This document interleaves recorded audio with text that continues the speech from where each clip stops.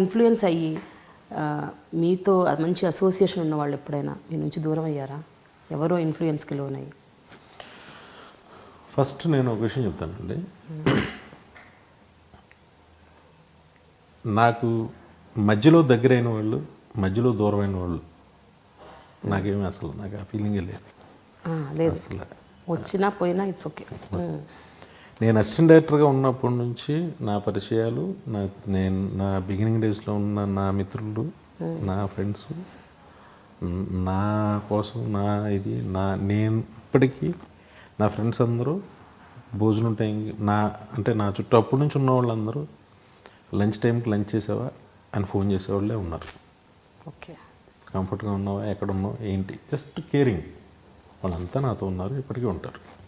నేను వాళ్ళతోనే ఉంటాను, నిజాయితీగా. అంతే. మీకు కొత్త అదనపు స్నేహితులు, పరిచయాలు నాకొద్దు. ఏదన్నా ప్రొఫెషనల్ అంతే, అదే అందరితో బాగుంటాం అంతే. అంత కలివిడిగా, అంత కలిసిపోయి హార్ట్కి తీసేసుకునే అంత కొత్త ఫ్రెండ్స్ నాకు ఉన్నారు చాలు. ఓకే. పోనీ మీకు అప్పటి నుంచి ఉన్న ఫ్రెండ్స్ ఎవరైనా మిమ్మల్ని కరెక్ట్ చేస్తుంటారా? మీకు చెప్పి వినాయక్ గారు నాకు ఈ సినిమాలో ఈ సీన్ నచ్చలేదు, లేకపోతే ఈ సినిమాలో తీయకుండా ఉండాల్సింది, ఇది మాకెందుకు నచ్చలేదు, అట్లా ఎప్పుడైనా we don't think this is the right film అంటే చెప్పిన వాడు ఎవరైనా ఉన్నారా? అలా కూడా ఉండదండి, సరదాగా ఉంటాం. ఎవరు ఉండవద్దు నన్ను బాధ పెట్టి ఇలాగ ఎవరు ఉండరు. కథల స్టేజ్లో చెప్పుకుంటాం కదా, ఇప్పుడు బన్నీ అప్పుడు ఒక కథ అనుకున్నాం, ఇది వద్దు గురు, ఎందుకు బాగానే ఉంది కానీ నీకు వద్దు అనేవారు. ఒకసారి వీళ్ళు ఎందుకు వద్దు అన్నారులే అని అలా. అయితే మీరు చిరంజీవితో, బాలకృష్ణ, ఇప్పుడు నాకు ఇందాక అన్ని రైటప్స్ రాశారు, ఇది అని మాట్లాడుతున్నారు సార్. వాళ్ళెవ్వరికి నా మీద కన్సర్న్ ఉండదు కదా. ఇప్పుడు వాళ్ళ రైటప్స్ వల్ల నేనేం మారను కదండి. మీరు నిజంగా మార్చితే బెటర్, మార్చితే నేను మారుతాను. అంటే మీకు తప్పండి, ఇది ఇక్కడ ఈ తప్పు ఉంది, ఇక్కడ ఈ తప్పు ఉంది, ఏదో నువ్వు శ్రద్ధ కూర్చొని మాట్లాడడం ఇంకోటి, అది పక్కన పెట్టండి.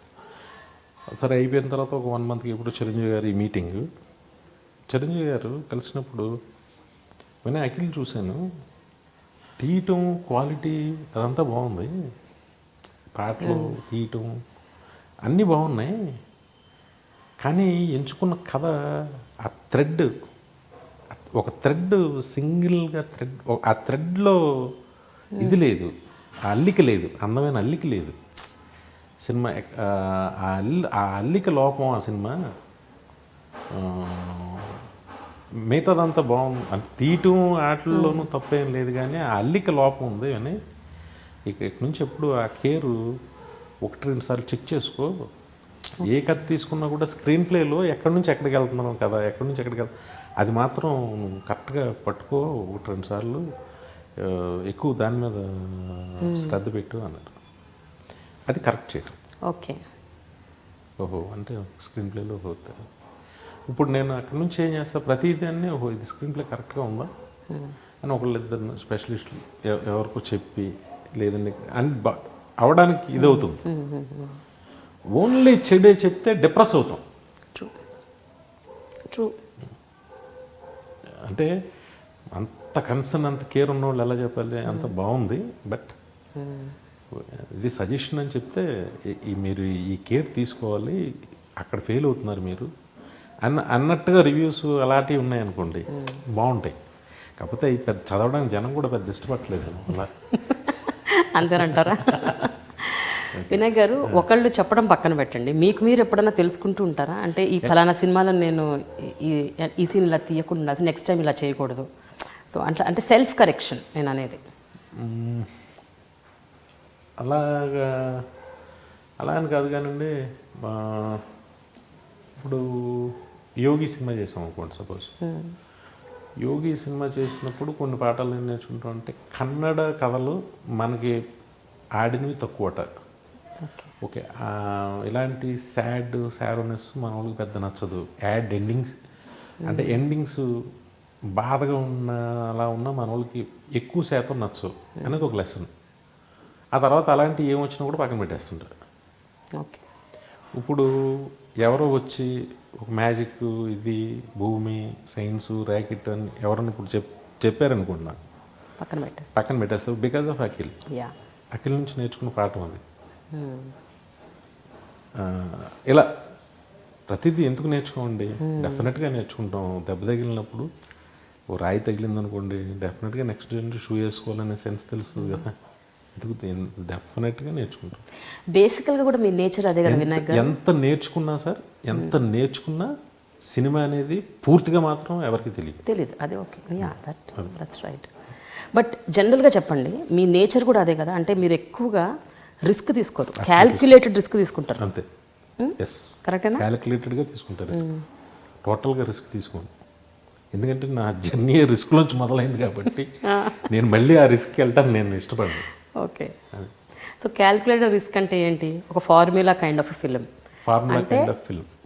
కొన్ని పాటలు, కొన్ని మంచి డైలాగులు, కొన్ని ఫైట్లు, దాంట్లో ఏదో ఒక చిన్న సోషల్ మెసేజ్. ఇప్పుడు సపోజ్ అల్లుడు సీన్ సినిమా తీసుకుంటే, అల్లుడు సీన్ సినిమా హీరో మీద కథ కాదు, పెట్ల ఓ ప్రకాష్ రాజ్ కథని సాధించిన హీరో. ఆ ప్రకాష్ రాజ్ కథ ఏంటి? ఒక నల్గొండ జిల్లాలో ఉన్న ఫ్లోరైడ్ వాటర్ మీద పోరాడే ఒక వ్యక్తి. ఆ ఫ్లోరైడ్ వాటర్ గురించి నేను ఎంతో కొంతమందిని కలుసుకుని తెలుసుకుని టీవీ నైన్ నుంచి కొన్ని ఇవి తెప్పించుకుని అన్నీ చేశాం. అది ఎంత జనంలోకి రీచ్ అయింది అనేది తెలియదు. అదే ఫ్లోరైడ్ ఆ ఫ్లాష్ బ్యాక్లో ఓ చిరంజీవి గారు, రజనీకాంత్ గారు, ఎవరో స్టార్స్ చెప్పారనుకోండి, ఇది అవుతుంది. అలాగా దాంట్లో ప్రతి దాంట్లో చిన్నది, ఒక బన్నీ సినిమా ఉంది, దాంట్లో పోలవరం ప్రాజెక్ట్ మీద ఉంటుంది. చెప్తున్నా, ప్రతి దాంట్లో ఏదో చిన్నది ఏదో పెట్టుకుని ఆది ఉంది, పేదలందరికీ భూములు ఇవ్వాలి, సాంబ అందరూ చదివించాలి, ఇలాగా ఒక లక్ష్మి ఉందనుకోండి. టోటల్ ఫ్యామిలీ కథ అయినా కూడా, ఫ్యామిలీ అంటే ఎక్కడి నుంచో బయట వచ్చిన అనాథని వాళ్ళ ఫ్యామిలీలోకి ఎలా ఒక వ్యక్తి గొప్ప వ్యక్తి తీసుకొచ్చాడు. ఈ వచ్చిన వాడు ఎంత గొప్పగా ఆ ఫ్యామిలీని కాపాడుతున్నాడు, ఆ విలువల్ని. ఇలా ఏదో ఒక చిన్న మంచి విషయం ఒకటి ఉండి దాని చుట్టూ మిగతా కమర్షియల్ అన్నీ అల్లాలని అనిపిస్తుంది. కానీ చిన్న హీరోలకు కూడా మీరు ఒక సూపర్ హీరోయిక్ ఇమేజ్ ఇస్తారు సినిమాలో. అసలు దిల్ నితిన్కి అసలు పాలుగారే కుర్రాడి ఫేస్ అప్పట్లో, అబ్బాయి మిల్కీ మిల్కీ బాయ్ ఫేస్ అనమాట. అలాంటి అబ్బాయితో మీరు ఫైట్లు చేయించారు, చిత్త కొట్టించేశారు, and you made them believe. So it's not possible యాక్చువల్గా. జనరల్గా మిగతా డైరెక్టర్స్తో అది సంబంధించి ఏమో నేనైతే తీసేసే, నేను అనుకున్నది క్షణం అనిపించలేదా ఈ అబ్బాయితో ఇలాంటి ఫైట్లు చేయించకూడదు, జనాలు యాక్సెప్ట్ చేయరేమో? ఎందుకు చూద్దాం, హీరో కదా, చెయ్యాలి కదా. రామ్ గోపాల్ వర్మ గారు ఒక కాంప్లిమెంట్ ఆ సినిమాకి, వాడు తప్పని కొడతాడు, కొడితే ఒకటి పడిపోతాడు, పడిపోయిన తర్వాత మనం తొందరగా హాస్పిటల్ తీసుకెళ్ళండి లేకపోతే చచ్చిపోతాడు అలాగే అందరిలో చూస్తా. అసలు నువ్వు ఎలా ఇమాజిన్ చేసావు అది? అసలు కొట్టిన పంచి కన్నా కూడా డైలాగ్ చాలా పవర్ఫుల్ కదా. నిజమే, కరెక్ట్. నాకు అనిపించింది తీసింది. అదే అంటున్నాను, అంటే చిన్న చిన్న హీరోలతో కూడా మీరు యూ జస్టిఫై ఇట్ టోటలీ. ఆ సీన్స్ ఎక్కడ కూడా అన్బిలీవబుల్గా అనిపించదు. అఫ్ కోర్స్ అంటే మోర్ దెన్ రియాలిటీ ఉంటుంది, అన్రియల్గా ఉండొచ్చు కానీ అన్బిలీవబుల్ ఉంటాయి కదండి. అదే అన్నప్పుడు ఫైట్ అంటే ఇలా కొట్టగానే ఎగిరిపోవడమే కదా ఇప్పుడు చూస్తున్నాం. అలా లేకపోతే అది లేదేంటి అన్న, అలా లేదేంటి అని అడిగే పరిస్థితి ఉంది ఇప్పుడు. ఎస్పెషల్లీ మీ నుంచి అవే ఎక్స్పెక్ట్ చేస్తారు. ఇప్పుడు ఖైదీ నెంబర్ 150లో అలాంటివి ఏమి ఉండబోతున్నాయి? ఖైదీ నెంబర్ 150లో యాక్షన్ చాలా బాగుంటుంది. అంటే నేను అనేది ఏంటంటే ఇందులో మరీ అన్రియలిస్టిక్గా అలా పడిపోవటాలు అవి ఉండవు, నిజానికి ఉండొచ్చు కూడా. ఏది చిరంజీవి గారు కొడితే పడిపోతారని అందరూ నమ్ముతారు. నేను మరీ చిన్న చిన్న హీరోలు కూడా కొడుతుంటే 20 మంది లేచిపోవటం అలా ఉంటుంది. వాళ్ళకి సపోర్ట్ బ్యాక్ ఇమేజ్ ఏమి లేకుండా. దీనిలో ఫైట్స్ కూడా చాలా బాగుంటాయండి. అవునా? ఓకే, సిచ్యువేషనల్గా ఉంటాయి. అయితే మీరు చిరంజీవి గారితో, బాలకృష్ణ గారితో, వెంకటేష్ గారితో చేశారు, నాగార్జున గారితో మాత్రం తీయలేదు. నకిల్లో ఒక సాంగ్లో చిన్నది చేశారు, కానీ నాగార్జునతో ఫుల్ ఫ్లెడ్జ్డ్ మూవీ చేయాలి అసలు ఉందా ఎప్పటి నుంచో మీకు చేయాలని? 1-2 సార్లు అనుకున్నాం కానీ ఎందుకో జరగలేదండి అది. అంటే నాకు సరి గుర్తులేదు కానీ చెయ్యాలి. వాళ్ళ అబ్బాయితో చేశారు. ఇప్పుడు మీకు అది ఒక బాధ్యత అనుకుంటున్నారా? అఖిల్కి ఇంకో హిట్ ఇవ్వాలన్నది? డెఫినెట్గా నా మైండ్లో ఉంటుంది. And for more videos, Please subscribe to iDream. Please subscribe to iDream. Please subscribe iDream. And please subscribe to iDream. For more videos, subscribe to iDream. please like, share, and subscribe to the channel. Congratulations, iDream. Subscribe to iDream. Subscribe to iDream. So subscribe to iDream Media. iDream की iDream team अंदर की huge congratulations. Please subscribe iDream Media. Please subscribe to iDream. Subscribe iDream. Please subscribe to iDream. iDream అంటే నా కళల ఛానల్ను subscribe చేసుకున్న నోరు తిరుగుతలేదు, మీరైతే గంట గుర్తు కొట్టండి. For more such videos, please subscribe to iDream. Subscribe to iDream. Please subscribe to iDream. Please subscribe iDream Media. Please do subscribe to iDream. Please subscribe to iDream Media. For best entertainment and information, please subscribe iDream. And don't forget to subscribe to iDream.